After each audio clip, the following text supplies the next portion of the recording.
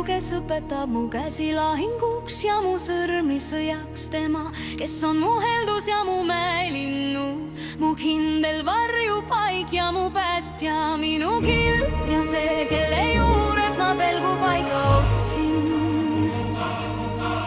Ta alistab minule mu rahva. O issand, mis on inimene, et sa tahad teda tunda. Inimene on tuulelõhu sarnane, tema päev on nagu mööduv vari.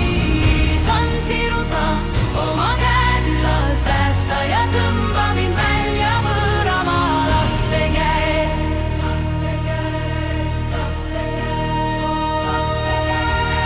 Issand, kalluta oma taevaid ja tuule alla, puuduta mägesid, et need suitseksid, löö välku ja pilluta nad laiali. Lägita oma nooled ja peleta neid, päästa ja tõmba mind välja suurest veest, võõramaa laste käest, kelle suu räägib tühja ja kelle parem käsi on valetaja käsi. O issand, mis on inimene, et sa tahad teda tunda. Inimene on tuulelõhu sarnane, tema päevad on nagu mööduv vari. Issand, siruta oma käed ülalt, päästa ja tõmba mind välja võõramaa laste käest. Jumal, ma laulan sulle uue laulu.